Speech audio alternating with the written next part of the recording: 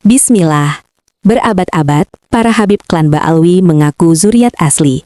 Tapi, bagai petir di siang hari, nasib itu tak tersambung.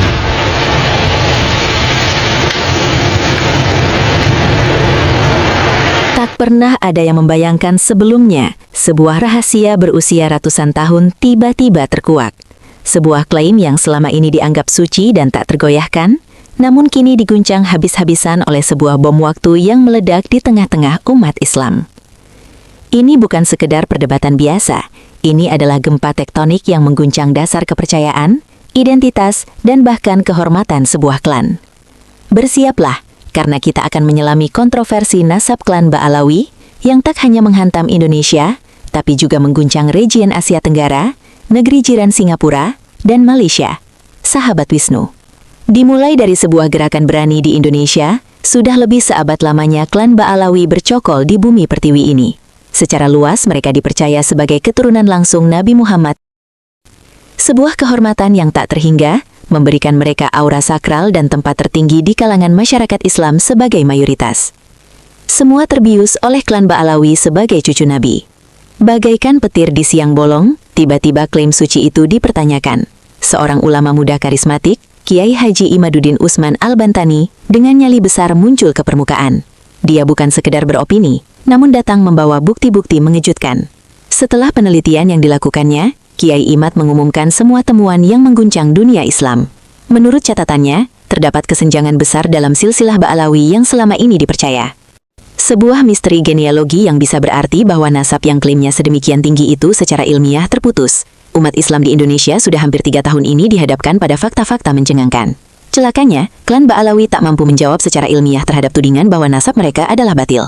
Perdebatan yang awalnya hanya bisik-bisik bahwa Ba'alawi bukan nasab Nabi. Bukan, demi Allah, tidak sambung nasab Nabi.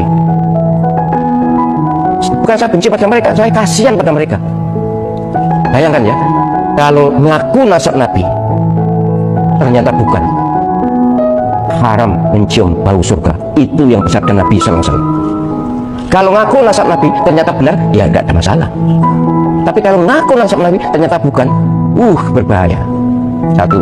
Yang kedua, ngaku nasab Nabi pasti ada sebutir pasir atau seberapa kesombongan. Pasti. Orang yang ngotot ngaku nasab Nabi itu mesti ada kesombongan dalam hatinya. Kenapa sih kalau dikatakan bukan nasab Nabi lalu marah? Kenapa? Kan berarti karena kesombongannya. Tsunami pun telah mengempas keras di jagat media sosial. Dari Facebook, TikTok, YouTube, Instagram, hingga snack video. Semuanya jadi medan perang opini, para netizen terbelah antara yang mendukung kebenaran sejarah dan yang mempertahankan tradisi suci. Mereka yang mendukung para habaib ini disebut mukibin, suatu kelompok yang direpresentasikan sebagai hilang kewarasan sebab terbelenggu oleh taklid dan cinta buta. Ketegangan ini bukan hanya soal silsilah, ini juga soal kekuasaan, kehormatan, dan pada akhirnya berujung ke soal ekonomi. Beberapa pihak menudingkan jari pada sejumlah kalangan Ba'alawi yang dianggap telah menyalahgunakan status sakral untuk kepentingan pribadi. Mereka tampil terlalu mendominasi dan meminta penghormatan berlebihan. Ini bukan tuduhan kosong, tetapi memang ada fakta kebenaran yang pahit bagi klan Ba'alawi. Organisasi Islam terbesar di Indonesia, Nahdlatul Ulama atau NU, ikut pula terbelah. Awalnya, mereka tak pernah meragukan nasab para habaib, tapi kini suara-suara sumbang dari internal NU sendiri mulai mempertanyakan keautentikan nasab klan Ba'alawi. Seiring waktu, realitas ini pada akhirnya bukan lagi sekedar perdebatan, tapi berubah menjadi krisis kepercayaan. Meski fakta dan data ilmiah sudah digelar, klan Ba'alawi tak kunjung legowo, sedangkan NU terjebak dalam pusaran taklid dan husnuzon. Badai ini tidak berhenti di Indonesia. Gelombang kontroversi ini telah menghantam pula negeri jiran di Singapura dan Malaysia, di mana komunitas Ba'alawi juga memiliki akar sejarah yang kuat dan pengaruh besar. Perdebatan ini kini menggeliat dan telah membadai di kedua negeri jiran tersebut.